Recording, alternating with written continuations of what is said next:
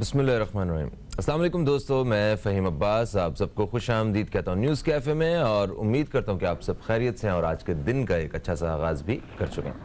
आइए अपने प्रोग्राम का आगाज़ करते हैं। प्रोग्राम का आगाज़ करेंगे एक ऐसी ख़बर से जिसकी वजह से कल सबको तकलीफ़ पहुँची। जनाब डॉक्टर रेहान आज़मी साहब वो कल हमसे बिछड़ के चले गए और उनकी बड़ी खिदमात है। वो शायर अहले बैत के नाम से जो है वो पहचाने जाते हैं। उन्होंने कई हज़ार हम्द, नात, नोहे, मरसिए और गज़लें लिखी हैं जिनको कौमी सतह पे बेशुमार एज़ाज़ात से भी नवाजा गया। पाकिस्तान, भारत और दुनिया भर में जहाँ जहाँ उर्दू समझी बोली जाती है वहाँ वहाँ इनकी जो खिदमात है उनको सराहा जाता है। और जदीद उर्दू की जो तारीख़ है वो जनाब डॉक्टर रेहान आज़मी साहब के नाम के बग़ैर, इनके ज़िक्र के बग़ैर हमेशा नामुकम्मल रहेगी। हम दुआ करते हैं कि अल्लाह ताला उनके दर्जात बुलंद करें और उनका कलाम जो है वो हमेशा उन्हें हमारे बीच में ज़िंदा रखेगा। आइए अपने प्रोग्राम का बाकायदा आगाज़ करते हैं और आज के मौजू के हवाले से बात करते हैं। हमारी कोशिश होती है कि हम किसी न किसी तरह अपने प्रोग्राम में उन मौज़ूआत पे बात करें कि जिस हवाले से हम सबको कुछ ना कुछ जानने की ज़रूरत। तो टेलीविज़न स्क्रीन के इस पार हम भी बहुत कुछ सीखते हैं अपने इन मौज़ूआत से, अपने इन मेहमानों से, और ज़ाहिर डेफिनेटली आप लोग भी टेलीविज़न स्क्रीन के उस पार जो है यकीनन सीखते होंगे। आज हम बात करने वाले हैं कर्ज़ों के हवाले से। जैसा कि आप सब जानते हैं कि हमारा ताल्लुक़ एक गरीब मुल्क से है और हमारे ऊपर बहुत सारे कर्ज़े भी हैं, और कर्ज़े होना, इस कर्ज़ों की फ़िक्र होना ये एक अच्छी बात होती है। मगर कर्ज़े तो पूरी दुनिया में बहुत बड़े बड़े ऐसे कामयाब ममालिक हैं, बड़े बड़े जिनको हम महज़िब मुआशरे तसव्वुर करते हैं, उन लोगों के सर पर भी कर्ज़े हैं। तो कर्ज़े आज के दौर में होते हैं, मगर आप कर्ज़े क्यों लेते हैं और आप कर्ज़ों की अदायगी के हवाले से आप क्या मनसूबा बंदी रखते हैं, ये असल बात है। इस हुकूमत के हवाले से, जो मौजूदा हुकूमत है, इन्होंने इक़्तिदार में आने से पहले जो अपने जो ख़यालात जो ज़ाहिर किए थे अवाम पे, वो ये थे कि कर्ज़े शायद ये नहीं लेंगे और कर्ज़ा लेना कोई अच्छी बात नहीं होती है। मगर बदकिस्मती से कर्ज़े इनको भी देने पड़े। 2018 तक जो बैरूनी कर्ज़े थे ना पाकिस्तान के ऊपर, वो थे 96 अरब डॉलर, और अभी 2020 तक जो है, जून 2020 तक जो कर्ज़े थे, ये मौजूदा हुकूमत ने अभी तक यानी कि 17 अरब डॉलर जो हैं वो और कर्ज़े लिए हैं। तो ये कर्ज़े जो लिए हैं ये वापस कैसे करने हैं और इनकी ज़रूरत क्यों महसूस हुई, कि इतनी ज़रूरत महसूस हुई, ऐसे क्या काम हुए हैं या कहाँ कहाँ ऐसा महसूस हुआ कि कर्ज़े लेने चाहिए, इसी हवाले से आज हम बात करेंगे कि पाकिस्तान क्या ये कर्ज़े जो हैं पाकिस्तान को इन मुश्किल हालात से निकाल लेंगे या अभी तक हमें सिर्फ सर्वाइव करने के लिए कर्ज़े लिए, आगे क्या होने वाला है। कुछ इस तरह के मौज़ूआत पे, इस तरह के सवालात पे हम बात करेंगे अपने मेहमान से। हमारे साथ बहुत ही एक अहम शख्सियत मौजूद है जो तज्ज़ियाकार हैं, माहिर तालीम भी हैं और इनका ताल्लुक़ सियासत से भी है। हमारे साथ मौजूदा स्टूडियो में मुसर्रत नियाज़ी साहिबा, आपको खुश आमदीद कहते हैं। अस्सलाम वालेकुम, कैसी हैं आप? अल्हम्दुलिल्लाह, आप कैसे हैं? अल्हम्दुलिल्लाह सब ठीक है माशाल्लाह, खैरियत से, सेहत? Good good. कर्ज़े, वैसे अभी सिर्फ जनरली बात करते हैं, कर्ज़े क्यों ज़रूरी होते हैं? हमने देखा कि दुनिया के बड़े बड़े ममालिक हैं, उनके ऊपर भी कर्ज़े हैं और फिर भी कुछ लोग कर्ज़ों की हिमायत करते हैं, कुछ मुखालफत करते हैं, मगर क्या कर्ज़ों के बगैर मुल्क नहीं चलते? देखिए, बिस्मिल्लाहिर्रहमानिर्रहीम। भाई देखिए, जैसे अपने अपने इंट्रो में कहा कि हम एक गरीब मुल्क है हमारा, और कर्ज़े गरीब हो या अमीर हो, जापान जैसा मुल्क भी कर्ज़े लेता है, चाइना ने लिए हैं, अमेरिका ने लिए हैं। ऐसा नहीं है कि कर्ज़े नहीं लिए जाते, लेकिन एक वापस भी तो करना है ना। बिल्कुल। हम लोग तो ऐसे हैं कि अगर कर्ज़ा ले लेते हैं तो हम कहते हैं जी मज़ीद मिल रहा है, हम और ले लें, तो वो कर्ज़े हम अपने आने वाली नस्लों पर भी चढ़ा देते हैं। वो भी एक एक बच्चा भी उतारता रहे ना, तो वो लाखों रुपए के हिसाब से जो है ना, एक एक बच्चा जो है ना हमारा मकरूज़ आने वाला भी। मसला ये नहीं है कि कर्ज़े क्यों लिए जाए सर कर्जे? माफी चाहता हूँ यहाँ पे आपकी बात की मैं आगे बढ़ाता हुआ, क्योंकि हमारी ओवरऑल आपको नहीं लगता कौम का भी कुछ ऐसा ही मिजाज है? क्योंकि अभी हुकूमत ने इन हालात को देखते हुए जब कर्जों के हवाले से ऑफर किया तो लोग, मैं खुद ऐसे लोगों को जानता हूँ जो कहते हैं यार सुना कर्जे मिल रहे हैं, कोई 50 लाख 60 लाख तक कर्जा मिल रहा है। हाँ मैंने भी सुना है। यार कैसे मिलेगा? अच्छा क्या करना है तूने? सोच लेंगे जब पैसे आएंगे। मतलब सिर्फ कर्जा मिल रहा है तो कहते हैं ले लो बस फौरन। नहीं भाई, मैं इसी बात मैं कहना चाह रही हूँ आपसे, देखिए जैसे रूह वैसे फरिश्ते। हाँ। जैसे हमारे हुक्मरान हैं वो भी इसी तरह करते हैं कि जी हमें कर्जा मिल रहा है तो हम ले लें। हाँ। देखा जाएगा जब, क्योंकि उनको पता है कि जी 5 साल 4 साल 3 साल जो भी उनकी गवर्नमेंट रहती है, हम तो कर्जे लेकर किसी न किसी तरह मुल्क को चला दें। लेकिन मुल्क इस नहज पे आ जाता है कि जो आने वाला हुक्मरान होता है, जो आने वाली नई हुकूमत होती है, वो जब ये कहती है कि खजाने खाली हैं तो अवाम उनके ऊपर यकीन नहीं करते। ठीक है, वजह ये कि अब अगर कर्जे गवर्नमेंट दे रही है कि 50 लाख घर के लिए दे रही है कर्जा, और मैं भी कहूँ आप भी कहें कि जी कर्ज ले लेते हैं देखा जाएगा वापस करते वक्त, तो ये चीज़ गलत है। अव्वल तो जब पाकिस्तान की इकॉनमी इस नहज पे है तो कर्जे जो दिए जा रहे हैं हुकूमत अपनी वाह करने के लिए दे रही है, लेकिन ठीक है जी आवाम को फैसिलिटेट करना है, देना है, लेकिन ये भी तो देखें ना कि आप फिर IMF के पास कटोरा लेके चले जाएंगे। जहां खान साहब को लोगों ने अप्रिशिएट किया कि जी उन्होंने कहा था कि मैं IMF के पास नहीं जाऊंगा, खुदकुशी कर लूंगा, ठीक है जी जहन उनकी जहनियत पे पे शक ना कर सकते हैं, ना करना चाहिए, हो सकता है उनके जहन में बेहतर बात हो, लेकिन फिर वो IMF के पास कर्जा लेने के लिए गए। ना सिर्फ कर्जा लेने के लिए गए बल्कि 70-71 सालों में जो कर्जा लिया था साल वाइज, तो इस गवर्नमेंट ने उनसे भी ज़्यादा कर्जा ले लिया। देखिए जितना ज़्यादा कर्जा लेंगे, कर्जे 2 तरह के हैं, अंदरूनी और बैरूनी।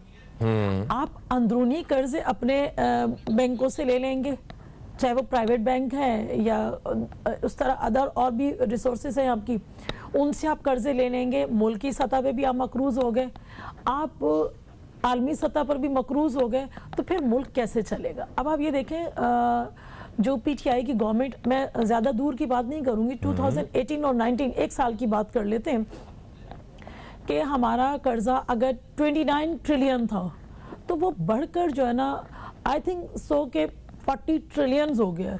तो एक साल के अंदर जो हमारा कर्जा बढ़ने का जो रहा वो मोर देन 10 ट्रिलियन हो गया।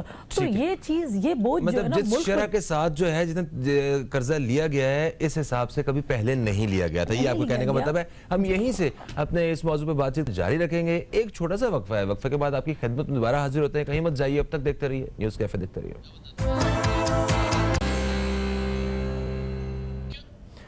एक वक्फे के बाद आपको फिर से खुश आमदीद कहते हैं हम न्यूज़ कैफ़े में। और न्यूज़ कैफ़े में हमारे साथ जनाब मोहतरमा मुसर्रत नियाज़ी साहिबा मौजूद हैं, जिनसे हम बात कर रहे हैं मुल्क पे जो हमारे कर्जे हैं उनके हवाले से, कि मुल्क पर अरबों डॉलर का कर्जा है, मईशत को कैसे मजबूत किया जाएगा, इस हवाले से हम बात करें। अच्छा, हम आहिस्ता आहिस्ता आगे की तरफ बढ़ते हैं। आपने ये कहा कि मौजूदा हुकूमत ने जो जितने कर्ज लिए हैं इतने माजी की हुकूमतों ने नहीं लिए हैं, ठीक हो गया, हम इस पर यकीनन बात करेंगे। क्या आपको नहीं लगता कि मौजूदा हुकूमत को जिन चैलेंजेस के साथ, जिन हालात से मुकाबला करना पड़ा है, माजी की हुकूमतों को मतलब ऐसे हालात का सामना भी नहीं था? जैसे ये कोविड की जो सिचुएशन रही है और जो अभी तक चल रही है, जिसमें पाकिस्तान में सबसे बड़ी तादाद में लोग रोटी के लिए जो है वो, जिनके चूल्हे ठंडे हो गए थे लोगों के, तो इस सूरत हाल से गुजरना, और इस बारे में क्या कहती हैं आप? देखिए इसमें कोई शक नहीं है कि कोविड ने पूरी दुनिया को मुतासिर किया, ना सिर्फ पाकिस्तान, क्योंकि पाकिस्तान एक गरीब मुल्क है, तो जो गरीब मुल्क हैं वो ज़्यादा मुतासिर हुए, इसमें तो कोई दो राय नहीं है। लेकिन जहाँ तक आपने कहा ना, इससे पहले की गवर्नमेंट्स आई हैं तो वो खुशहाल थी। आप देख लें 2008 में जब पाकिस्तान पीपल्स पार्टी की गवर्नमेंट आई, नहीं थी। नहीं देखिए 2008 में जब पाकिस्तान पीपल्स पार्टी की गवर्नमेंट आई, उस वक्त भी कोविड से ज़्यादा बुरी सिचुएशन यूँ थी कि दहशतगर्दी का राज था। हम ये नहीं कहते कि किसी, लेकिन जहाँ ज्यादा कर्जे, मुशर्रफ साहब ने कम कर्जा लिया पीपल्स पार्टी से, तो आप कह दें कि मुशर्रफ साहब की हुकूमत पीपल्स पार्टी से बेहतर थी? देखिए एक डिक्टेटर और जमहूरियत में तो फर्क होता है। तो कर्जे कम लिए तो इसका मतलब है वो उन्होंने बेहतर प्लान की। कर्ज अगर कम लिए या आप उसे कहेंगे, लेकिन उसने जो मुल्क का दिवालिया निकाला था, जब आने वाली गवर्नमेंट थी उसके पास कुछ नहीं था, बिल्कुल कुछ नहीं था। जिस तरह से खान साहब कह रहे हैं, लेकिन खान साहब के बारे में के हिसाब से जो इनसे पहले वाली गवर्नमेंट थी, यानी कि नून की गवर्नमेंट थी, तो उन्होंने तो बताया कि हमारे पास इतने इतने थे, और उसके बाद जो है ना हम लोग तनज़्ज़ुली की जानिब गए ना, हम लोग बढ़े नहीं। अब मुझे नून बताएं लीग ने भी पीपल्स पार्टी से ज्यादा कर्जे लिए ना, ये तो एक रवायत सी चलती आ रही है कि आने वाली हुकूमत ज्यादा कर्जे लेके काम कर रही होती है। किसी पॉलिटिकल पार्टी का रेस लगाना नहीं है कि किसने ज्यादा लिया किसने कम कर लिए। मैं एक अवाम हूँ, आप एक अवाम है, हम समझते हैं कि कर्जे अगर लिए जाएं तो उनको उसी तरह से वापस किया जाए, ठीक है। और दूसरा, अगर इतना कर्ज देखें जितनी चादर है उसी के अंदर रहकर अगर हम काम कर लें तो वो ज्यादा बेहतर है। अपने मुल्क को मकरूज ना करें, आवाम को सही फिगर्स बताएं, इतना मुल्क को मकरूज ना करें। बल्कि मेरी एक आम आवाम होने के नाते जो है ना, एक समझ लें कि मुहिब वतन पाकिस्तानी होने के नाते अगर कोई भी शख्स हमारी आवाम से कह दें, देखिए नवाज शरीफ ने भी किया था, एक जमा किए थे कि जी कर्जे मिटाओ टाइप की कोई तहरीक थी, मेरे जहन में नहीं आ रही। जी हाँ, वो था कर्ज उतारो मुल्क संवारो वाली तहरीक थी। अच्छा, कितना कोई कर्ज उतरा, कोई मुल्क संवरा? अच्छा देखिए, मैं बता रही हूँ ना आपको कुछ, लेकिन क्या है कि अगर कोई सिंसेरिटी, मैं सिंसेरिटी उससे कहूंगी जैसे हमारे रहनुमा कायदे आज़म थे। जी हाँ। और किसी हद तक बहुत ही गलत होगा कि अगर हम भुट्टो साहब का नाम लें, ठीक है ना, दो बड़े अगर इस तरह इस लेवल के कोई कायद आकर अपनी आवाम से ये करे कि भाई अगर एक बंदे पे 4 लाख कर्जा है तो जितने घर के अफराद हो इतने पैसे दे के हम मुल्क का कर्जा उतार दें, मैं समझती हूँ कि हमारे लोग उतार लेंगे। लेकिन अगर जो बहुत ज्यादा गरीब है तो उनका फिर गवर्नमेंट ऑफ पाकिस्तान उतारे ना, उसके बाद ना ले कर्जा। ऐसे ममालिक मौजूद हैं जिन्होंने कर्जे वापस अपने पूरे कर दिए और जीरो पे आ गए। तो लाए जा सकते हैं, लेकिन सिंसेरिटी दिखाएं, गवर्नमेंट भी सिंसेरिटी दिखाए, तब हो सकता है, वरना हम मजीद बढ़ते जाएंगे। हमें ये तासुर दिया जाता है अवाम को कि ये जो कर्जे हैं ये लिए जाते हैं अवाम के नाम पे, अवाम की हालत को बेहतर बनाने के लिए, तरक्की के लिए, या जो भी जरूरत पेश करके शो करके, और बाद में ये सियासतदान अपनी जेबें भरते हैं और मुल्क से बाहर जो है वो पैसे भेजते हैं, मनी लॉन्ड्रिंग हो या कुछ भी हो, अपनी जेबें भर के अपने इक़्तिदार इनके ख़त्म होते हैं, चले जाते हैं, और वही कर्जे हमारी गर्दन पे आज भी बोझ बन के खड़े हैं। तो हमें तो ये तासुर पेश किया जाता है। नहीं देखिए फ़हीम, मैं एक बात बताऊँ, अगर ऐसा है तो इदारे मौजूद हैं। अगर मैं नहीं समझती हूँ कि आप वैसे ऐसा नहीं है, मैं नॉर्मली कह रही हूँ, देखिए लाजिम नहीं है कि हमारे मुल्क में करप्शन सिर्फ सियासतदान करते हैं, ऐसा कुछ भी नहीं। अगर करप्शन कोई भी शख्स करे, हाँ सही, किसी भी इदारे से हो, तो उसको सख्त से सख्त सजा देना। सजा क्या देते हैं? लटका दें आप। चले सियासतदान करप्शन करते हैं? देखिए मैंने नहीं कहा कि सियासतदान करप्शन करते हैं। अगर करप्शन देखिए मैंने कहा अगर सियासतदान करप्शन करते होते तो निकाले ना। तो हमारे पास इदारे मौजूद, देखिए इदारे मौजूद हैं, इदारे जब मौजूद हैं तो सजा दें ऐसे लोगों को, चाहे जो करते हैं बिल्कुल देनी चाहिए। करते हैं वैसे, देखिए हमने नहीं कहा, ये तो साबित करना तो इदारों का काम है ना, मेरा और आपका काम तो नहीं है। तो इदारे साबित नहीं कर रहे, देखिए करते हैं करप्शन। देखिए करप्शन का मतलब एलिगेशन लगाने में और साबित होने में फर्क है। अब मैं आपके ऊपर बैठे बैठे लगा दूं तो एलिगेशन लगाना तो गलत है ना, जब तक तो साबित ना हो जाए किसी। हाँ, तो वो आपको साबित करना पड़ेगा ना। तो अगर आप नहीं करेंगे तो इसका मतलब आप गलत कर रही हैं। देखिए तो आप कहते हैं कि इदारे नहीं कर रहे, इदारे गलत कर रहे हैं। देखिए इदारों का काम है साबित करना। जैसे अभी नैब है, हम नैब की बात करते हैं, तो नैब जो कर रही है, क्या वो दोहरा मेयार नहीं है कि कुछ लोगों पर तो हाथ डालने पर उनकी टांगें कांपती हैं, और कुछ लोग ऐसे हैं जिन पर जो समझ लें कि अपोजिशन के लोग हैं या और दीगर लोग हैं, उनके ऊपर धड़ल्ले से पहुंच जाते हैं। अगर तो मसावी तरीके से इक्विलिब्रिटी जो है ना वो हाथ से ना जाने दें। सही है, मैं आपकी बात से इत्तेफाक करता हूं कि इंसाफ जो है वो सबके लिए एक जैसा बिल्कुल यकसा होना चाहिए, बिल्कुल यकसा होना चाहिए। मगर क्या आपको लगता है कि वो जिन लोगों पे हाथ डाल रहे हैं वो वाकई मासूम है? आपके पास नैब वाले आए? क्यों वैसे ही। आएंगे नैब वाले मेरे पास तो जिनके पास करने आए को कोई क्या ना कोई है? रीजन होगी ना। देखिए अगर आए हैं तो साबित करें ना। अच्छा, काफी मेरे टाइम पास हो मेरे गया, पास खुद नहीं आए हैं, और भी मैं बहुत सारे लोगों को जानता हूँ जिनके पास नहीं आए हैं। जिनके पास, देखिए मैं बताऊँ आपको, तो ऐसे भी लोग हैं कि जिनके पास अगर आए हैं तो 6 महीने 8 महीने साल उन्हें कस्टडी में रखा है, बट उन पे साबित कुछ नहीं हुआ। तो इस अगर काम करना ही है तो फास्ट करें, साबित करके आवाम के सामने लाए ना। इसलिए मैं कह रही हूँ एक आम बंदा भी कहेगा कि भाई आप साबित करके आवाम के सामने लाए। अच्छा चले छोड़ें ये टीवी की बात, मुझे ये बताएं कि ये साबित क्यों नहीं हो रहे? वो लोग मासूम हैं या इनके सारे ये झूठे हैं इल्जामात? देखिए वैसे ही जरा जनरली हम जान, देखिए मैं बताऊं आपको, इल्जामात झूठे भी होते हैं, झूठे भी होते हैं, झूठे भी होते हैं, लोग मासूम भी होते हैं। देखिए मासूम पता नहीं है या नहीं, हम ये नहीं कह सकते।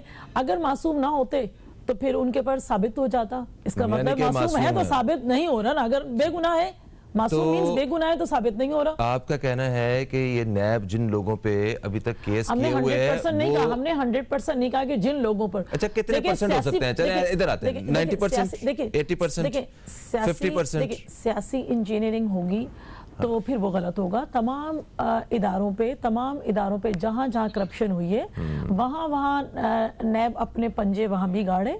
हम कभी भी नहीं कहते, मतलब आप अगर एज अ पॉलिटिशियन मुझे कहें, तो मैं कहूंगी हम कभी भी नहीं कहेंगे कि इदारों के अंदर एहतसाब नहीं होना चाहिए। बिल्कुल एहतसाब हो, लेकिन फेयर हो। फेयर होना चाहिए, इससे इनकार कोई भी नहीं कर सकता। मैं समझती हूँ कोई भी मुहिब वतन पाकिस्तानी नहीं कर सकता।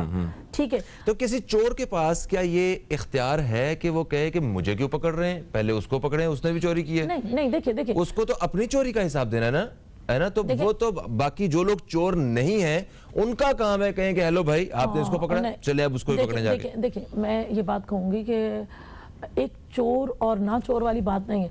आप अगर देखें कि फर्ज करें गवर्नमेंट में है, मैं एग्जांपल दे रही हूँ, और एग्जांपल देने की जरूरत भी नहीं है। पीटीआई की सब जानते हैं गवर्नमेंट में जिन लोगों पे हमें डाउट है उनके ऊपर नैब ने अभी फौरी तौर पे हाथ नहीं डाला। ये आपका पॉइंट है, यहीं से शुरू करेंगे। एक छोटा सा वक्फा है दोस्तों, कहीं मत जाइए, अब तक देखते रहिए न्यूज़ कैफे, देखते रहिए।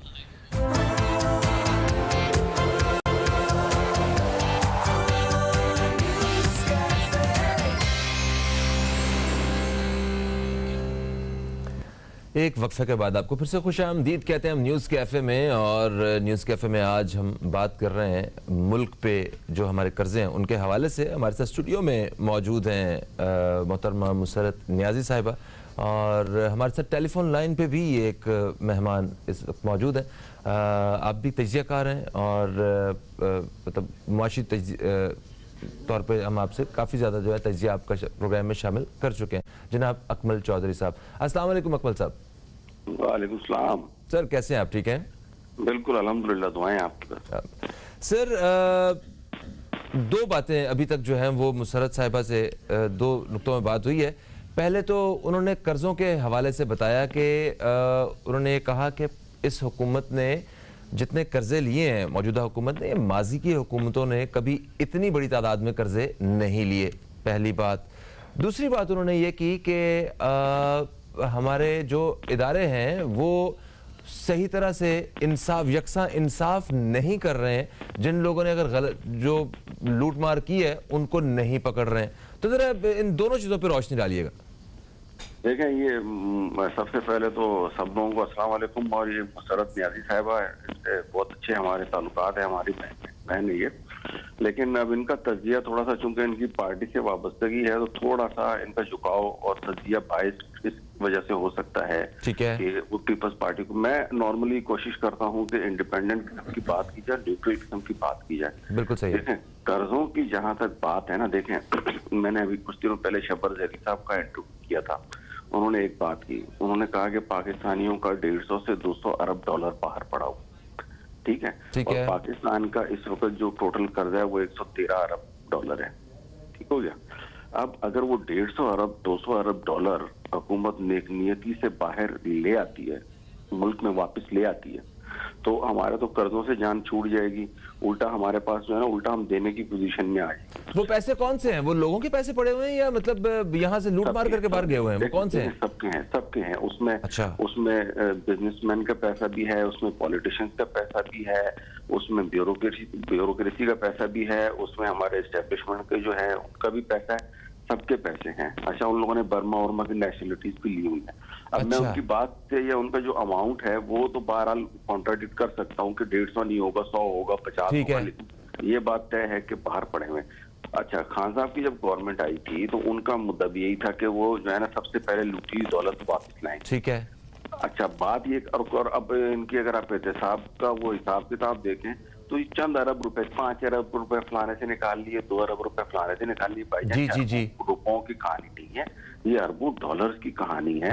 और वाकई पैसा बाहर पड़ा हुआ है। अगर इनको एहतसाब शुरू करना है खान साहब को तो सबसे पहले जो है ना, इन्होंने अगर कर्जे खत्म करने हैं तो सबसे पहले एहतसाब करें और एहतसाब शुरू करें अपनी पार्टी से।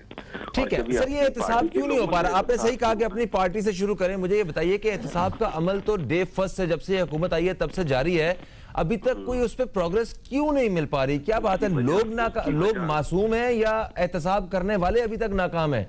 देखें फहीम भाई, हम थोड़ा सा कॉन्टेक्स्ट से हट जाएंगे। हमारा इस वक्त जो मौजूद बहस है वो है कि हमने कर्जे किस तरह उठाए। हम एक आध जुमले में इस पर रोशनी डाल दें आप इस पे जरा, फिर वापस आ जाते हैं इसके ऊपर। एहतसाब की जो मैं बात कर रहा हूँ ना, देखें हुकूमत की अपनी बेंचों में मैं नाम नहीं लेना चाह रहा, एक से बढ़ के एक माफिया बैठा हुआ है, ठीक है ना, चाहे वो चीनी माफिया हो, चाहे वो आटा माफिया हो, चाहे वो इंडस्ट्री माफिया हो, ठीक है ना, इंडस्ट्रियलिस्ट सारे बिठाए हुए वहां पे। तो इनको सबसे पहले एहतसाब वहां से स्टार्ट करना चाहिए। ओपोजिशन वाले तो खुद पांव पकड़ के पैसे वापस करेंगे जैसे इन्होंने अपने बंदों से एहतसाब किया, मगर मादरत के साथ हम जो है ना वो अमेरिका, बरतानिया और दूसरे जो काफर है ना, जिनको हम काफर बोलते हैं, वो इस्लाम के ऊपर जो है वो प्रैक्टिकली अमल कर रहे हैं, हम लोग सिर्फ नजरियाती तौर पे अमल कर रहे हैं। जर्मनी की काउंसलर को आप देखें, उसने 15 साल में अपना GDP $1 ट्रिलियन बढ़ाया है और आज भी वो उसी फ्लैट में रहती है जिसमें 20 साल पहले रहती थी। और हमारे यहाँ पे एक 16 ग्रेड का अफसर नहीं होता और उसकी कोठियां और बंगले होते हैं। आप और फिर जब तलवार टूटती है तो जी बिजली गिरती है तो गरीबों पे टैक्स बढ़ाते हैं। तो ईरान के सदर की भी मिसाल हमारे सामने है, वो एक मुसलमान मुल्क है। अच्छा, दूसरा कर्जे उतारने में जो है ना सबसे जो इस वक्त अहम रोल जो प्ले कर रहे हैं, देखें एक हुकूमत के साथ तीन किस्म के लोग हैं। एक वो तज्जियाकार हैं जो तारीफ बराए तारीफ कर रहे हैं, ठीक है, कुछ हैं जो तनकीद बराए तनकीद कर रहे हैं और कुछ हैं वो जो न्यूट्रल हैं। अब उनको तारीफ बराए तारीफ वाले तज्जियाकारों से भी जो है ना वो बड़ी दूर रहना चाहिए। हमारे बड़े अच्छे दोस्त तज्जियाकार हैं मुजम्मिल असलम साहब, उन्होंने पहले बड़े अच्छे तज्जिए करते थे, पिछले दिनों उन्होंने हुकूमत की फेवर में कुछ इतना बोलना शुरू कर दिया है तो कह रहे 4 से 5% पाकिस्तान का GDP बन रहेगा। वो हद हो गई है भाई। GDP रियल टर्म्स में बात करो, फर्ज करो अगर आपके पास 1 तोला सोना था पिछले साल और इस साल अगर वो बढ़ के उसकी कीमत इन्फ्लेशन की वजह से 30,000 रुपए 1 तोले की बढ़ गई है तो ये क्या ग्रोथ हुई है क्या? ये तो इन्फ्लेशन है। ठीक है, तो रियल टर्म्स में जो है ना वो इन्फ्लेशन बढ़ नहीं रहा और लोगों और दूसरा मशवरे दे रहे हैं। ठीक है सर, हम आगे बढ़ते हैं। हम इस जाने बात करेंगे कि रुपए की कदर जो है वो कैसे बढ़ाई जा सकती है, कि कदर अगर कम हो जाए तो क्या उससे कर्जे हमारे बढ़ जाते हैं या मतलब महंगाई ज्यादा हो जाती है? अब महंगाई और कर्जों का आपस में क्या ताल्लुक है, इस हवाले से बात करेंगे। एक छोटा सा वक्फा बीच में आ गया, कहीं मत जाइए दोस्तों, अब तक देखते रहिए न्यूज़ कैफे, देखते रहिए। एक छोटे से वक्फे के बाद आपसे दोबारा मुलाकात हो रही है।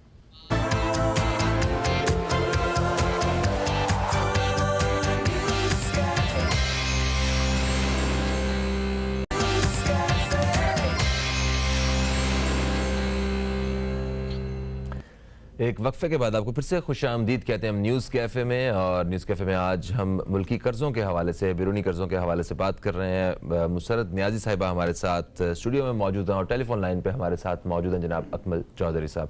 वक्फे से पहले अकमल चौधरी साहब से हम बात कर रहे थे मुसरत साहिबा, तो उन्होंने एहतसाब के इस अमल के हवाले से बड़ी एक बेहतरीन बात की। उन्होंने कहा कि ठीक है, अगर आपको वाकई उन सारे लोगों को पकड़ना है तो जिनकी वजह से आज हम नुकसान में हैं, जिनकी वजह से हम कर्ज़ों पे कर्जे लेने पे मजबूर हैं, आप जो आपके साथ लोग मौजूद हैं वहाँ से वो सारा एहतसाब का अमल शुरू करते हैं। अपोजिशन वाले तो खुद जो है वो डर के जो है वो शुरू हो जाएंगे अगर वो करप्ट हुए तो। मासूम लोगों को तो कोई टेंशन नहीं है, जो ईमानदार रहे उसे तो कोई परेशानी नहीं है, जिसकी मर्जी हुकूमत हो, जो मर्जी हो। आगे बढ़ते हैं।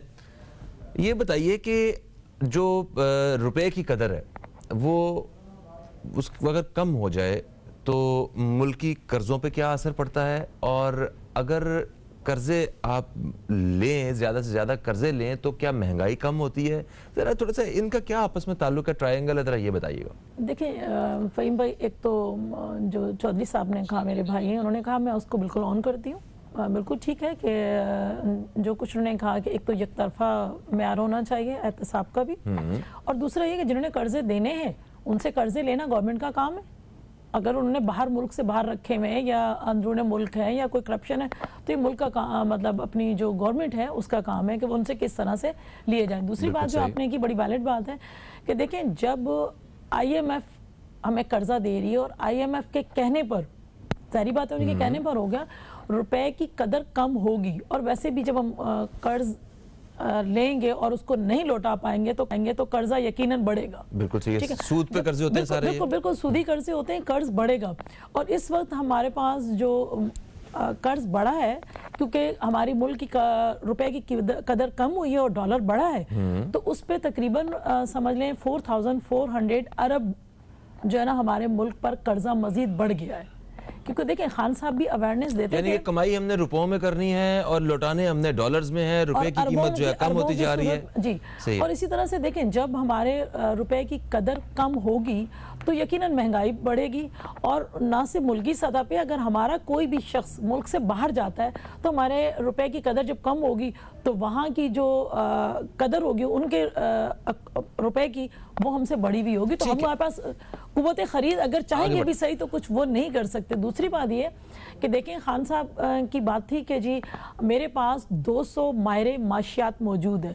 मैं समझती हूँ शायद ये जो उनको तकलीफ और परेशानी हो रही है उसकी वजह ये भी है कि उनके पास मायरे माशियात की कमी है, या जो सही मायनों में है उनको वो यूटिलाइज नहीं कर पाए। अच्छा, एक चीज़ बताइएगा, शॉर्टली बताइएगा, मैंने अकमल साहब से बात करनी कि वज़ीर-ए-आज़म इमरान खान साहब ने या मौजूदा हुकूमत ने क्या जो पुराने लिए हुए कर्जे थे उनकी किस्तें भी तो दी हैं इस दफा, वो फ़हीम भाई देखें, जो भी गवर्नमेंट आती है यकीनन वो पिछले कर्ज देती है, कोई खान साहब ने निराले नहीं दिए, वो सारे कर्ज देते हैं नहीं, सब देखिए कर्ज तो वापस किया जाएगा, कर्ज तो वापस किया जाता है, ऐसा नहीं है कि वही बिल्कुल जमे का जमा रहता है। और खान साहब ने अगर फर्ज करो कि दिए हैं तो कोई मुख्तलिफ काम नहीं किया, देखिए लेकर फिर उन्हीं में से अगर दे देना या लौटा देना तो कोई नई बात नहीं है। सही।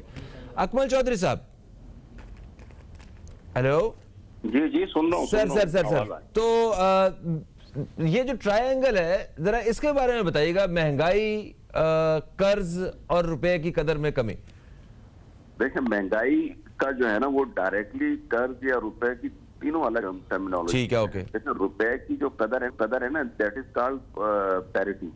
अब रुपए की कदर का जो है ना वो मुकाबला किया जाता है डॉलर से, गोल्ड से, ऑयल से या दीगर करेंसीज के साथ।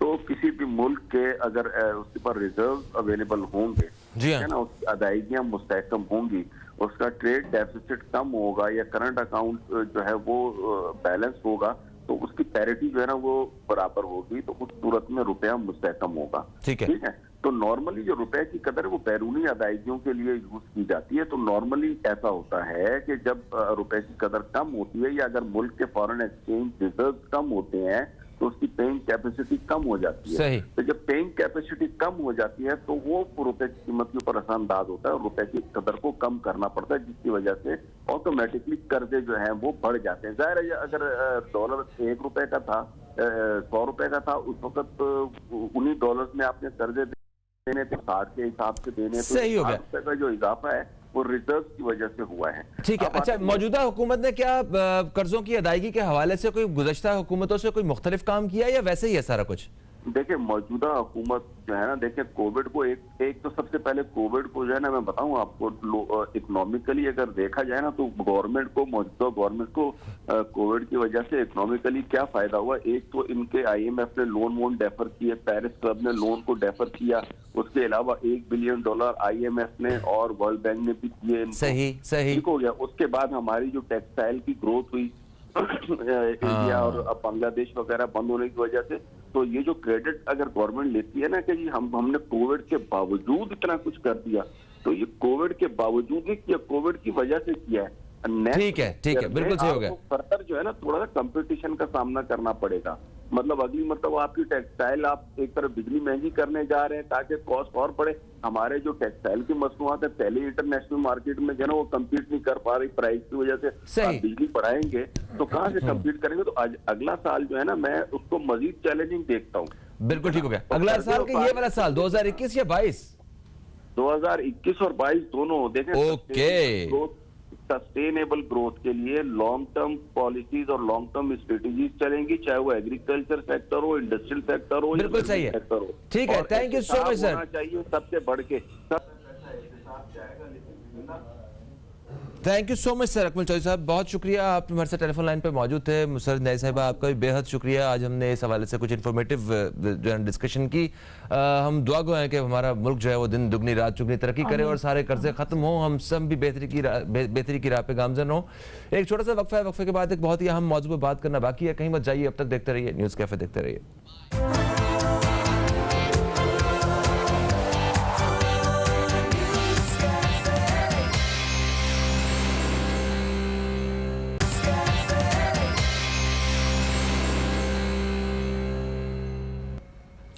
ایک وقفے کے بعد آپ کو پھر سے خوش آمدید کہتے ہیں. ہم نیوز کیفے میں ہم پروگرام کے دوسرے حصے میں داخل ہو چکے ہیں, جہاں پہ ہم ایک نہایت ہی اہم موضوع پہ آج بات کریں گے. آج ہماری جو گفتگو رہے گی پروگرام کے اس حصے میں, وہ بہت ہی معلوماتی گفتگو ہوگی, اور جس کا تعلق جو ہے وہ ہمارے مذہب اسلام سے ہے, دین اسلام سے. تو آئیے مل کے کچھ سیکھتے ہیں, کچھ باتیں جانتے ہیں, اور جو باتیں معلوم ہیں ان کو ذرا دوبارہ سے دہراتے ہیں. ہمارے ساتھ موجود ہیں جناب حکیم مولانا زبیر عباسی صاحب, آپ ایک اسلامک اسکالر ہیں, بڑے قابل اسکالر ہیں, ہم آپ کو خوش آمدید کہتے ہیں. السلام علیکم. وعلیکم السلام ورحمۃ اللہ. کیسے ہیں آپ؟ اللہ کا بڑا کرم فہیم بھائی, آپ سنائیے خیریت سے؟ بالکل ٹھیک ٹھاک. آج میں دوستوں کو بتا دوں کہ دوستوں آج ہم بات کرنے والے ہیں جس موضوع پہ, وہ موضوع ہے اطاعت, تقلید اور اتباع کے حوالے سے, کہ یہ جو تینوں جو چیزیں ہیں, یہ تینوں سبجیکٹس ہیں, یہ کیا ہیں آپس میں, کیا ان کا کوئی تعلق ہے یا ایک ہی ہیں, یا یہ تینوں الگ الگ چیزیں ہیں. قرآن پاک میں جیسے اطاعت اور اتباع کا ذکر ہوا ہے اور تقلید کا ذکر نہیں ہوا ہے, مگر ہم بہت سارے مسلمان تقلید کرتے ہیں, اور اکثریت میں یہاں پہ لوگ تقلید پہ یقین رکھتے ہیں.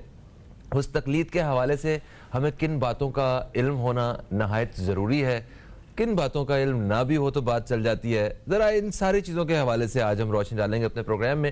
تو سر سب سے پہلا سوال کہ اطاعت, اتباع اور تقلید یہ کیا ہے, یہ ان تینوں کا طرف فرق جو ہے وہ میں چاہتا ہوں کہ آپ تھوڑا سا ڈیفائن کیجئے. الحمدللہ وحدہ والصلاة والسلام علی من لا نبی بعدہ, رب اشرح لی صدری ویسر لی امری واحلل عقدۃ من لسانی یفقہوا قولی, رب زدنی علما. فہیم بھائی, اطاعت, تقلید اور اسی طرح اتباع, ان کو ہم تھوڑا سا الگ کر کے اگر سمجھ لیں تو سب سے پہلے ہم تقلید کے اوپر آ جاتے ہیں کہ تقلید بیسیکلی ہے کیا اور اس کی فقہاء اکرام نے کیا تعریف بیان کی ہے. تو تمام کے تمام فقہاء کے نزدیک بالاتفاق تقلید اس چیز کو کہتے ہیں, اس چیز کا نام ہے, اس کے فلسفہ, اس کی تعریف یہ ہے کہ کسی شخص کی بات کو بغیر دلیل کے قبول کر لینا, ایکسیپٹ کر لینا, اس کو تقلید کہتے ہیں. تو اب یہ تقلید, جو قبول کرتا ہے اسے مقلد کہتے ہیں. جی, جو قبول کرتا ہے اسے مقلد کہتے ہیں. مقلد اپنے جو اس کی وہ تقلید کر رہا ہے اس سے دلیل کا مطالبہ نہیں کر سکتا, کیونکہ اگر وہ تقلید کرتا ہے کسی شخص کی, کسی فرد واحد کی, ایک سے دو یا تین لوگوں کی, جس کی بھی وہ تقلید, کیونکہ ایک ہے تقلید شخصی اور ایک ہے سب کافی سارے لوگوں کی تقلید کرنا, تقلید مطلق. تو دونوں کی دونوں تقلید ہماری طرف سے ہم اس کو کتاب و سنت سے دور سمجھتے ہیں. ہم نہیں سمجھتے کہ قرآن و حدیث نے تقلید شخصی کی یا تقلید جو ہے وہ مختلف لوگوں کی تقلید کرنے کی اللہ رسول کتاب و سنت نے دعوت کہیں پر بھی دی ہے. قرآن اور حدیث نے اطاعت اور اتباع کی دعوت دی ہے. اسی لیے میں نے کہا کہ ہم دونوں کو الگ کر کے اگر سمجھ لیں گے تو ہمیں بات میں سمجھنے میں آسانی ہو جائے گی. تو تقلید کی ڈیفینیشن میں نے کہا کہ تمام فقہاء کرام کے نزدیک بالاتفاق یہ ہے کہ کسی شخص کی بات کو بغیر دلیل کے قبول کر لینا. ٹھیک ہے. اس کے مقابلے میں, تقلید کے مقابلے میں ہے اطاعت, اتباع. اب اطاعت اور اتباع کی اگر ہم بات کر لیں تو یہ قرآن و حدیث اس کی دعوت دیتا ہے. قرآن و حدیث نے کہیں بھی تقلید کی دعوت نہیں دی ہے. قرآن و حدیث نے جا بجا مختلف مقامات کے اوپر اطاعت اور اتباع کی دعوت دی ہے. جیسے قرآن مجید کی آیت کو اگر ہم لے لیں, یا ایھا الذین آمنوا اطیعوا اللہ و اطیعوا الرسول, سورہ نساء کے اندر ہے, اللہ رب العالمین نے فرمایا لوگوں جو ایمان لائے ہو, اطاعت کرو اللہ اور اس کے رسول کی, फिर फरमाया व उल अम्र मिनकुम, और जो तुम्हारे हुक्म वाले लोग हैं, तुम्हारे हुक्मरान हैं, तुम्हारे उलमा हैं, उनकी भी अतात करो, लेकिन उनकी अतात जो है वो मशरूत है। यानी कि जहां पर अल्लाह और उसके रसूल की अतात की बात हुई वहां पे लफ्ज़ अतीउ आया है, और जहां पर बात हुई है उलिल अम्र की वहां पर ये लफ्ज़ नहीं आया, जिससे ये बात साबित होती है कि ये उलिल अम्र की अतात मशरूत है, जबकि अल्लाह और उसके रसूल की अतात मशरूत नहीं है। उलिल अम्र की अतात जब हम करेंगे तो ये देखते हुए कि वो बात किताब व सुन्नत से मैच कर रही है या नहीं कर रही है। बिल्कुल, एक छोटा सा वक्फा है, वक्फे से वापस आते हैं इसी बात को फिर हम यहाँ इसी बात से हम कंटिन्यू करेंगे, क्योंकि मुझे इस हवाले से कुछ बड़े अहम सवाल जो हैं वो आपसे करने हैं। तो दोस्तों, एक वक्फे के बाद आपसे दोबारा मुलाकात हो रही, कहीं मत जाइए, अब तक देखते रहिए न्यूज़ कैफे, देखते रहिए।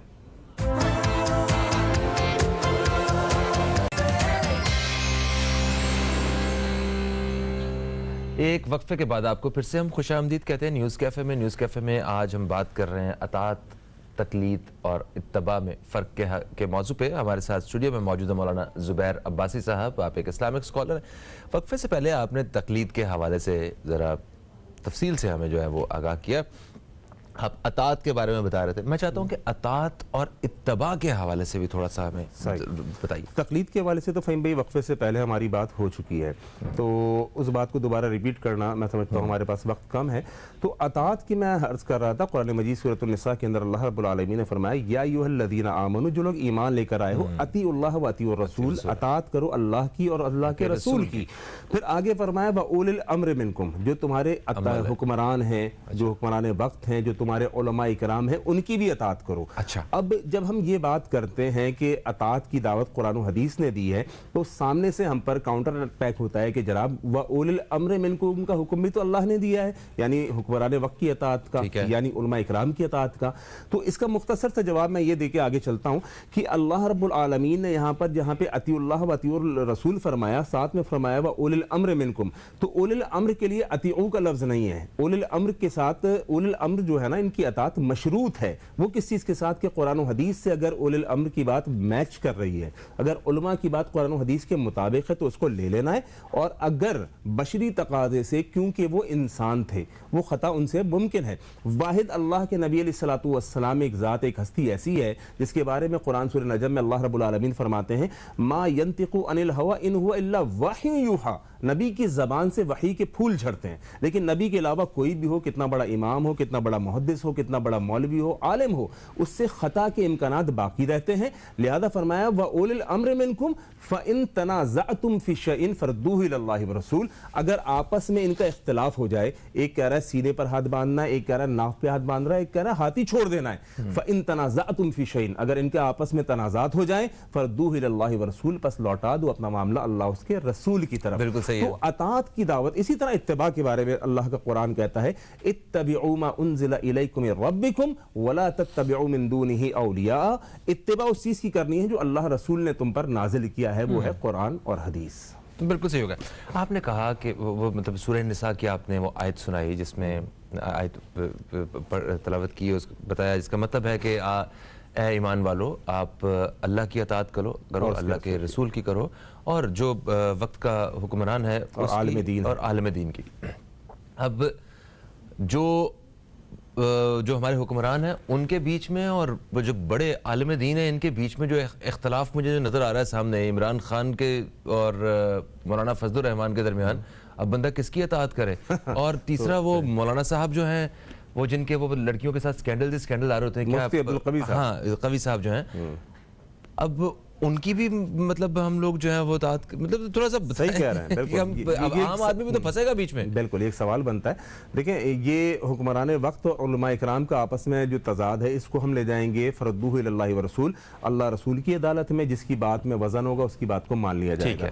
लेकिन जहां आप बात कर रहे हैं मुफ्ती अब्दुल कवी साहब जैसे मौलवियों की, कि जो इस वक्त दीन का लिबादा ओढ़ के दीन को बदनामी का सबब बन रहे हैं। मुफ्ती अब्दुल कवी साहब, कभी किसी खवातीन के साथ उनका कोई स्कैंडल आता है, कभी शराब के बारे में बात सामने आती है, तो मैं नहीं समझता, बल्कि इनके अपने चचा ने एक बयान जारी कर दिया है कि इनके नाम के साथ मुफ्ती का टाइटल हमने हटा दिया और इनको हमने घर में बंद कर दिया, इनका दिमागी इलाज चल रहा है। तो ये मुफ्ती अब्दुल कवी साहब की हालत है कि दिमागी मरीज हैं, लेकिन इनकी वजह वो से तो उनकी जान बचाने के लिए घर वाले ऐसे ही करते हैं, माँ बाप भी ऐसे ही करते हैं कि हमने अपने बच्चे को आग कर दिया, उसकी जान बचाने के लिए। मतलब ये तो सब नजर आ रहा है कि ये कहीं ना कहीं ये वो सही स्टेटमेंट नहीं है। लेकिन इनकी वजह से इस्लाम और मौलवी और दीन जरूर बदनाम हो रहा है। बिल्कुल। तो मैं आपके चैनल के तवस्सुस से उन लोगों को जो मुफ्ती अब्दुल कवी साहब की वजह से दीन इस्लाम से अगर मुतनफ़िर हो रहे हैं तो उन तक ये पैगाम पहुंचाना चाहता हूं कि शख्सियत परस्ती की तरफ ना जाएं। आप देखें कि बोलने वाला क्या बोल रहा है, ये ना देखें कि बोल कौन रहा है। अगर मुफ्ती अब्दुल कवी दीन की बात बताता है या कोई भी दीन का आलिम बताता है आप ले लीजिए, लेकिन उसके हर गलत अमल दीन नहीं हो सकता। मुफ्ती अब्दुल कवी की इन हरकत से दीन इस्लाम का, दीनदारों का कोई ताल्लुक नहीं है। मगर वो जिस इदारे ने, जिस तालीमी इदारे ने उनको मुफ्ती की डिग्री दी हुई है, वो भी आज रोते सनद होंगे। दी हुई है, तो वो तो कैंसिल कर सकते हैं। कुछ ऐसा कि सारे जितने भी बिल्कुल हमारे इसके ऊपर उलमाए कराम हैं वो मजमूई तौर पे ये फैसला फतवा करें कि भाई हम ये बंदा किसी टीवी स्क्रीन पे हम नहीं ओन नहीं आएगा, करते। एक बड़े चैनल पे इसको इन साहब को ये रमजान की ट्रांसमिशन में सिर्फ बुला के दीन इस्लाम की मतलब रहनुमाई करने के लिए उनको बिठाया जाता है, नुमाइंदे के तौर पर बिठाया जाता है, जो कि कतन काबिल कबूल नहीं है। तो सर वो काबिल कबूल नहीं है, तो वो मजमूई तौर पे जो उलमाए कराम है जिनकी साख खराब हो रही है दीन इस्लाम की, मतलब जो वाकई जो सबसे ज्यादा दर्द रखते हैं, वो आए ना सामने खुल के बात देखिए करें। समाज टीवी के ऊपर ये बात चली है, हमारे जमात के एक बड़े आलिम दीन हैं, उनके साथ ये बातचीत हो रही थी अल्लामा इब्तिसाम ज़हीर के साथ। तो जो एंकर थे उन्होंने ये कहा कि जी इनका ताल्लुक मसलक देवबंद से है, मुफ्ती अब्दुल कवी का, जिस पे हमारी जमात के मसलक अहले हदीस के आलिम मौजूद थे, मौलाना इब्तिसाम ज़हीर साहब। उन्होंने कहा कि देखें मैं नहीं मानता कि मसलक देवबंद हो या मसलक बरेलवी हो या किसी भी मसलक का कोई आलिम ऐसा हो सकता है, ये कोई भी मसलक इनको ओन नहीं करता मुफ्ती अब्दुल कवी को, और ये किसी भी मसलक के साथ इनकी छाप ना लगाई जाए। इनकी एक अपनी पहचान है, और आवारा औरतों के साथ तस्वीर खिंचाना, मूवियां बनाना, इस्लाम ने इन चीजों की इजाजत नहीं दी जो ये काम कर रहे हैं। लिहाजा इनकी छाप किसी भी मसलक के लिए बदनामी का सबब बन सकती है। बिल्कुल सही है। और मजमूई तौर पे सर आलमी सतह पे पूरे दीन इस्लाम के लिए जो है ये एक बड़ा अजीब सा एक खाका पेश किया जा रहा है, जिसको हम सब जो है वो मतलब नापसंद करते हैं कि ये क्या हो रहा है। खैर हम आगे बढ़ेंगे जनाब, हम बात करेंगे जिन इमामों की तकलीद हम लोग करते हैं यहाँ पे 70-80% पाकिस्तानी लोग, उन इमामों ने तकलीद के हवाले से क्या मतलब अपने बयानात दिए हैं, जरा इस बारे में जानेंगे। एक छोटा सा वक्फा है, वक्फे के बाद दोस्तों आपकी खिदमत में हम हाजिर हो रहे हैं, कहीं मत जाइए। अब तक देखते रहिए न्यूज़ कैफे, देखते रहिए।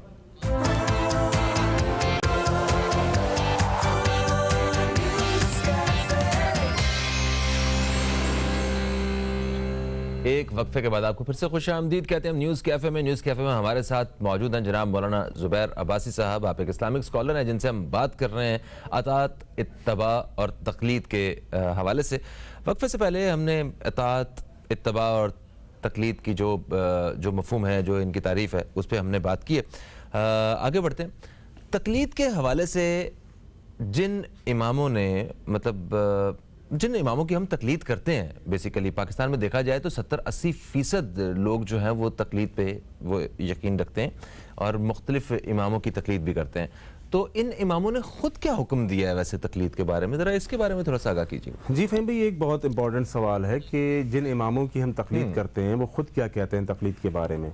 मुझे याद है लास्ट टाइम हमारा प्रोग्राम हुआ था, उसमें आपने एक बहुत अच्छी बात कोट की थी, वही बात मैं भी कोट कर देता हूँ। तकलीद के हवाले से इमाम अबू हनीफा रहमहुल्लाह पाकिस्तान के अंदर सबसे ज़्यादा लोग इनके फॉलोअर्स हैं मौजूद, और इमाम अबू हनीफा रहमहुल्लाह का तकलीद के बारे में ख़ुद कहना है कि जहाँ पर सही हदीस मेरी बात के मुकाबले में आ जाए तो मेरी बात को दीवार पे दे के मार दो। ठीक है। तो जिस इमाम की हम बात को मान रहे हैं वो खुद इमाम ये बात कह रहा है कि सही हदीस के मुकाबले में अगर मेरी बात आ जाए तो इस बात को दीवार पे। इसी तरह इमाम अहमद अपने बारे में कहते हैं कि वह इदा सहल हदीसी फहुआ मजहबी, जो सही हदीस है वो मुझ इमाम अहमद का वही मजहब है। तो हम ये दावत देते हैं, मेरी ये दावत है लोगों को कुरान और हदीस के हवाले से कि जब आप जिन इमामों को फॉलो कर रहे हैं वो उन इमामों की खुद ये कहना है कि इस कुरान हदीस के मुकाबले में मेरी बात दीवार पे दे मारो, जो सही हदीस है दरअसल वही मेरा मजहब है, मैं उसी पर यकीन रखता हूँ। तो यही दर हकीकत के हमारा किताब सुन्नत का पैगाम पूरी दुनिया को आपके चैनल के तवस्सुस से है कि आइए कुरान और हदीस की प्लेटफॉर्म पर जमा होइए। कुरान और हदीस ही असल में हमारा जरिया निजात है। अगर हम तकलीद की तरफ जाते हैं, अंधी तकलीद की तरफ जाते हैं, तकलीद से पहले मैं इंतहाई माज़रत चाहता हूँ। जिस तरह आपने इमाम अबू हनीफा का जिक्र किया, ठीक है, और इमाम हम्बल हैं, इमाम शाफी हैं, इमाम जाफर हैं और मतलब दीगर आइमा, जी जितने भी इमाम जिनकी क्या वो सब आपस में कुछ اختلافی وہ اپنا ایسے کوئی نکات رکھتے ہیں کہ جن کی وجہ سے ہم سب الگ الگ ہیں آج؟ وہ سب تو ایک ہی کتاب، ایک ہی رسول اور انہی احادیث کے حوالے سے رہنمائی کر رہے تھے نا، تو پھر یہ راستے الگ الگ کیسے ہو گئے؟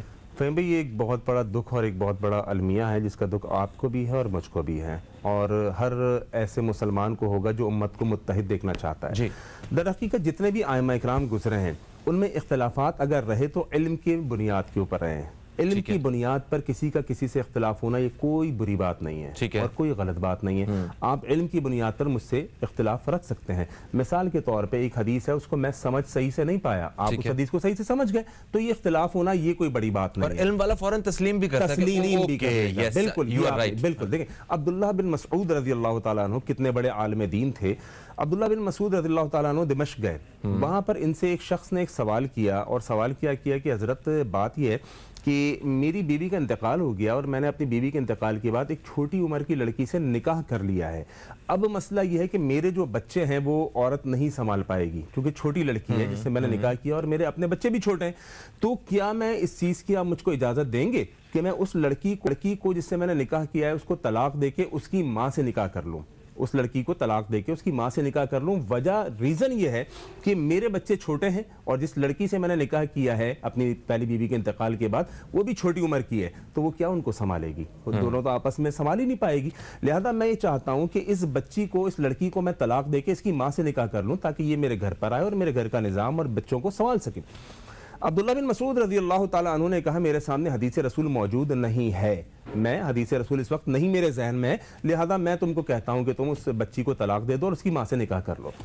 عبداللہ بن مسعود رضی اللہ تعالیٰ عنہ یہ مسئلہ بتا کے مدینہ واپس آئے۔ مدینہ کے اندر کبار صحابہ اکرام موجود تھے، بہت بڑے بڑے صحابہ موجود تھے، سب کے سامنے عبداللہ بن مسعود نے یہ مسئلہ رکھا کہ بھائی ایسا مسئلہ آیا تھا، میں نے اس کو کہا ٹھیک ہے تو بچی کو طلاق دے کے اس کی ماں سے نکاح کر لو۔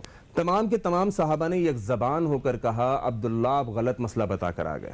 عبداللہ بن مسعود دین کا عالم، اتنا بڑا عالم، لیکن چونکہ بشر تھے، انسان تھے، اللہ کے نبی علیہ السلام کے علاوہ کسی سے بھی غلطی ہو سکتی ہے۔ رب رحمان قرآن مجید کے اندر فرماتا ہے سورہ نجم کے اندر ما ینطق عن الہوی ان هو الا وحی یوحی، نبی کی زبان سے وحی کے پھول جھڑتے ہیں، نبی سے غلطی نہیں ہو سکتی، لیکن غیر نبی کوئی بھی ہو، وہ امام ابو حنیفہ رحمہ اللہ ہوں، امام احمد بن حنبل ہوں، کوئی بھی ہو، حتیٰ کہ عبداللہ بن مسعود رضی اللہ تعالیٰ عنہ جو صحابی رسول ہیں اور اللہ کے نبی کے دور کے سب سے بڑے عالموں کے اندر ان کا شمار ہوتا تھا، تمام صحابہ نے کہا عبداللہ آپ غلط مسئلہ بتا کر آ گئے، ہمارے پاس حدیث رسول موجود ہے۔ اللہ کے نبی علیہ السلام نے فرمایا جس لڑکی سے ایک بار نکاح ہو گیا اس کی ماں ہمیشہ کے لیے حرام ہو گئی، اس سے نکاح نہیں ہو سکتا۔ تو اختلافات، اب عبداللہ بن مسعود نے کیا کیا؟ انہوں نے اس کو اپنی انا کا مسئلہ نہیں بنایا، بلکہ حدیث کے اندر آتا ہے عبداللہ بن مسعود واپس سفر طے کر کے دمشق پہنچے ہیں، اور دمشق پہنچ کے عبداللہ بن مسعود رضی اللہ تعالیٰ عنہ نے کہا، ایک شخص کو ہائر کیا پیسوں کے اوپر اور اسے کہا کہ تو نے پوری دمشق کی مسجدوں کے اندر جانا ہے اور یہ اعلان کرنا ہے کہ فلاں دن فلاں وقت عبداللہ بن مسعود سے کسی نے مسئلہ پوچھا تھا اور عبداللہ بن مسعود نے اس کو غلط مسئلہ بتا دیا۔ فہیم بھائی آپ ذرا سا تصور کریں کہ ان کی عزت، ان کی کیا مقام تھا، لیکن انہوں نے کسی چیز کی پرواہ نہیں کی، نہ اختلافات کی، نہ اپنی عزت کی۔ ان کے نزدیک معیار قرآن و حدیث تھا کہ قرآن و حدیث کی بات کو نافذ ہونا چاہیے، اگر عبداللہ کی بات غلط ہے کوئی ایشو نہیں ہے، عبداللہ ایک انسان ہے، بشری تقاضے سے عبداللہ بن مسعود نے غلط مسئلہ بتا دیا، لیکن اب وہ اس کی اصلاح کر رہے ہیں۔ اب وہ شخص ہائر ہوا اور جگہ جگہ گھومتا پھر رہا ہے اور ہر مسجد میں اعلان کرتا ہے جی فلاں وقت فلاں جگہ پہ عبداللہ بن مسعود نے یہ مسئلہ بتایا تھا، یہ مسئلہ غلط ہے، اگر کسی نے عمل کر لیا اسے رجوع کر لے۔ اب آپ یہ سوچیں ان کی عزت میں کس طریقے سے، یعنی کمی برداشت کرنا منظور ہے لیکن قرآن و حدیث کی بات غلط بتانا منظور نہیں ہے۔ ایک جگہ وہ بندہ مل گیا، قرآن و حدیث کا جو تقدس ہے اس کے سامنے ہماری عزت یا کسی کی بھی عزت کی کیا اوقات؟ بلا شبہ وہ بندہ مل گیا، وہ بندہ ملا، اس نے کہا جناب میں تو نکاح کر چکا ہوں، ٹھیک ہے میں نے تو نکاح کر لیا عبداللہ بن مسعود کے فتوے کی بات۔ اس نے کہا بھائی آپ کا نکاح ہوا ہی نہیں، وہ تو آپ کی ماں لگتی ہے، پوری زندگی وہ تیری ماں ہے، جب سے نکاح کر لی۔ تو بتانے کا مقصد یہ ہے کہ صحابہ اکرام کے اندر بھی علمی مسائل پر آپس میں بحث و مباحثہ ہوتا تھا۔ عمر رضی اللہ تعالیٰ عنہ وقت کے خلیفہ ہیں اور کہتے ہیں کہ اگر مجمع کے دوران، کہتے ہیں خطبے کے دوران، اگر عمر کوئی بات کتاب و سنت کے خلاف کر دے تو کیا کرو گے؟ ان میں سے ایک عام دیہاتی کھڑا ہو گیا، کہنے لگا عمر یہ ڈنڈا دیکھ رہا ہے، یہ تجھے سیدھا کر دے گا۔ تو یہ ان کے حالات تھے۔ عبداللہ بن عمر رضی اللہ تعالیٰ عنہ عمر رضی اللہ تعالیٰ عنہ کے وقت کے خلیفہ کے بیٹے ہیں. حضرت عمر رضی اللہ تعالیٰ عنہ کہتے ہیں آج کے بعد حج تمتع کوئی نہیں کرے گا. اب یہ کون ہے؟ بیٹا ہے عبداللہ بن عمر رضی اللہ تعالیٰ عنہ. یہ احرام مان لیتے ہیں حج تمتع کا. اب لوگ ان کو کہتے ہیں کہ عبداللہ بن عمر آپ کے والد نے منع کیا ہے کہ حج تمتع کا کوئی احرام نہیں مانے گا. کہتے ہیں کہ شریعت میرے باپ پہ نازل نہیں ہوئی ہے, شریعت محمد رسول اللہ پہ نازل ہوئی ہے. جب اللہ کے نبی نے منع نہیں کیا تو میرے والد کون ہوتے ہیں؟ تو بتانے کا مقصد یہ ہے یہ سب اختلافات تھے, لیکن ان اختلافات کے باوجود کسی نے کسی پہ کفر کا فتویٰ نہیں کوئی لگایا. شخصی اختلافات نہیں. ہاں بالکل. کوئی اگر دو لوگ, جیسے میں ایک اور مثال کوٹ کروں گا, یہ تو جو آپ نے نکاح والی بات اور یہ باقی, یہ تو بڑے بڑے مسائل تھے جن کو ہمارے علماء کرام اور اس طرح کے جو ائمہ کرام ہیں جو وہ حل کرنے کی کوشش کر چکے ہیں. آج کے دور میں ہم کہاں پھنسے ہوئے ہیں؟ ایک تو جس طرح آپ نے نماز والی بات کی, ٹھیک ہے, کہ وہ کوئی یہاں ہاتھ باندھ رہا ہے, کوئی یہاں باندھ رہا ہے, کوئی ہاتھ کھول کے پڑھ رہا ہے, وضو کے حوالے سے, اذان کے حوالے سے. اگر اس کے ساتھ ساتھ جو صدقہ فطر کے حوالے سے ایک چھوٹی سی مثال ہے, میں وہ آپ کے سامنے رکھنا چاہتا ہوں, ذرا اس پہ بھی تھوڑی سی رہنمائی کیجیے گا.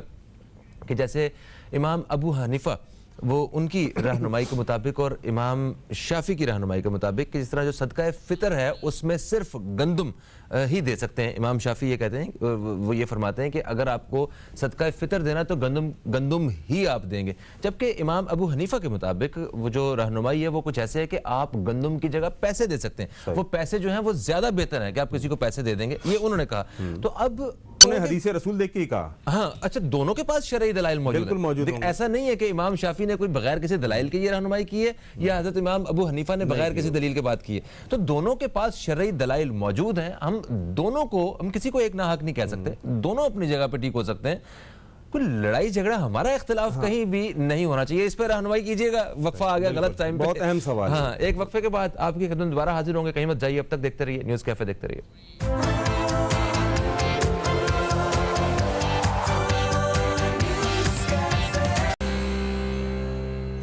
ایک وقفے کے بعد آپ کو پھر سے ہم خوش آمدید کہتے ہیں. نیوز کیفے میں آج ہمارے ساتھ مولانا زبیر عباسی صاحب موجود ہیں. آپ ایک اسلامک اسکالر ہیں اور ہم آج اطاعت, اتباع اور تقلید کے حوالے سے بات کر رہے ہیں. وقفے سے پہلے ہم نے ذکر کیا دو اماموں کے الگ الگ رہنمائی کے حوالے سے, اور وہ تھا صدقہ فطر کے.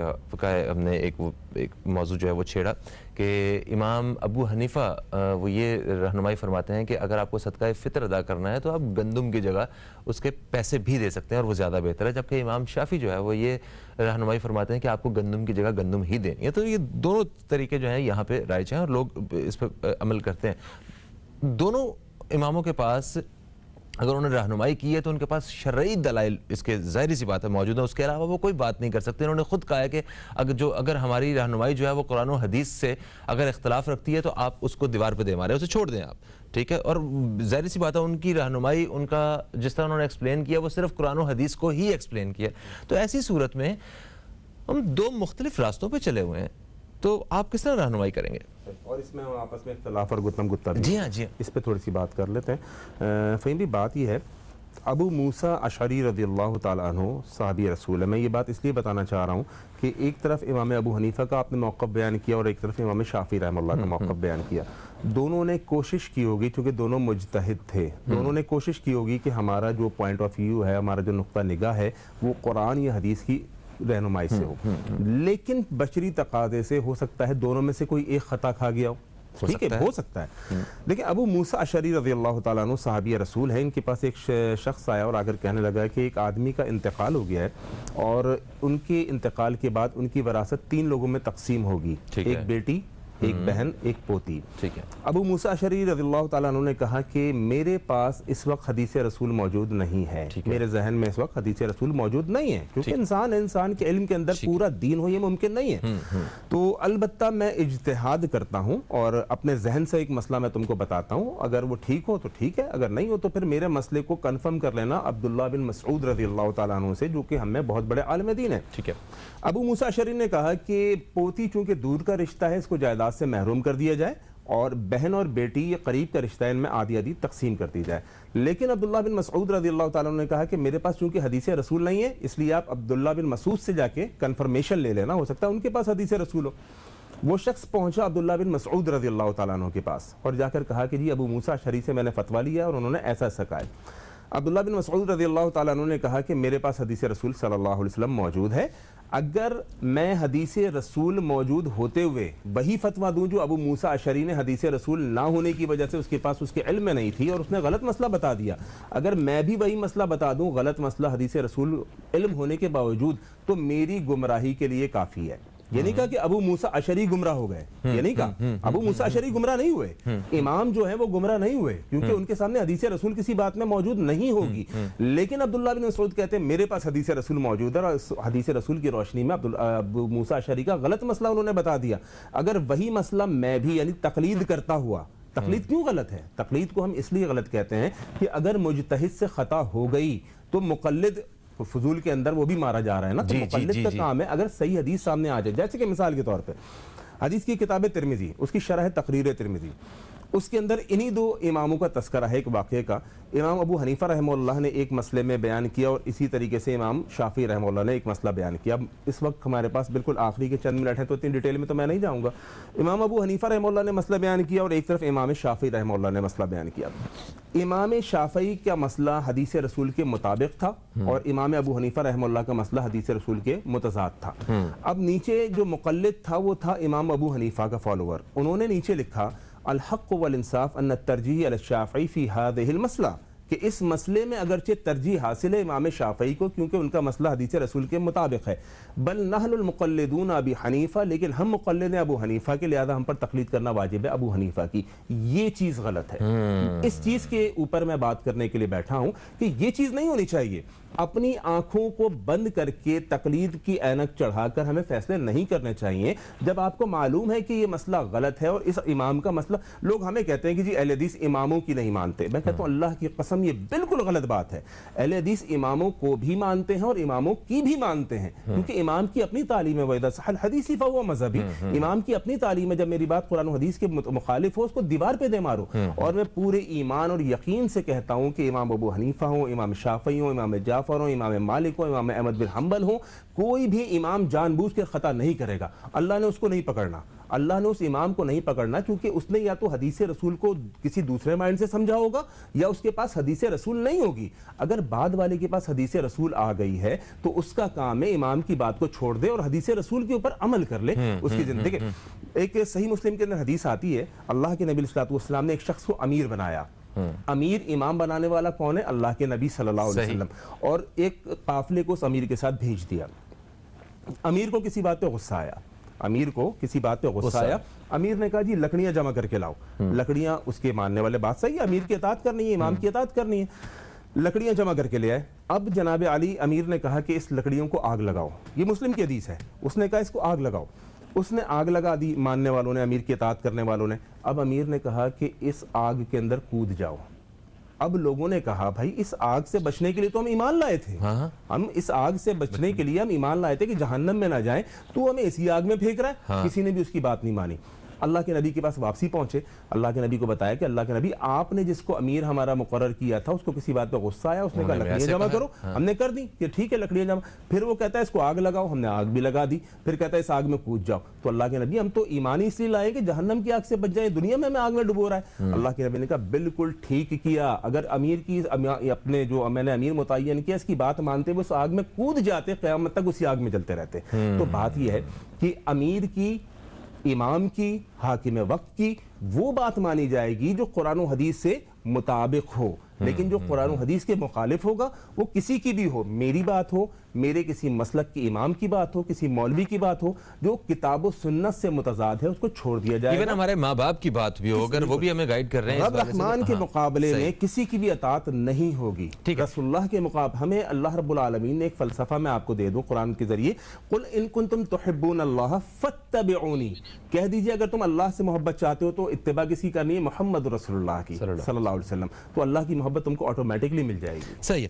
اچھا ابھی ذرا کیونکہ آخری لمحات میں ہم آتے جا رہے ہیں تو یہ سوال انتہائی ضروری ہے کہ کس طرح ہم ان مطلب اختلافی رویوں سے اور ان لڑائی جھگڑوں سے، اختلافات سے ہم کس طرح بچ سکتے ہیں، کیونکہ ہم ایک اللہ، ایک رسول صلی اللہ علیہ وسلم پہ اور ایک کتاب پہ ہم یقین رکھنے والے سارے لوگ ہیں یہاں پہ، مسلمان اکثریت میں، مسلمان ملک ہے، مگر ہم 10 لوگوں کو روکیں، 10 سے الگ الگ ان کے نظریات پوچھیں، 10 کے 10 نظریاتی طور پہ اختلافات میں مبتلا ہیں. تو اس طرح ایک بہتر قدم اٹھاتے ہوئے جو اس پروگرام کے توسط سے میں چاہتا ہوں کہ ایک پیغام دیجیے جو پروگرام دیکھ رہے ہیں ان کو کوئی فائدہ ہو سکے اور ہمیں بھی ہو سکے. فہیم بھائی بات آخری پیغام کی ہے تو میں یہ کہوں کہ ایک کتاب بھی میں لایا ہوں اسی حوالے سے، اگر یہ آپ کا کیمرہ دکھا سکے، اسلام کے مجرم کون. ٹھیک ہے.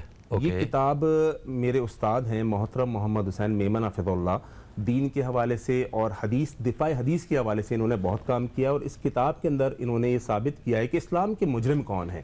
تو یہ ایک کتاب دکھانے کا مقصد یہ کہ لوگ اس کتاب کی اسٹڈی بھی کریں، اگر کسی کو چاہیے مجھ سے ذاتی رابطہ کر سکتے ہیں. یہ میں آپ کو واپس نہیں دوں گا بہرحال. نہیں، یہ میں آپ کو گفٹ کر دوں گا.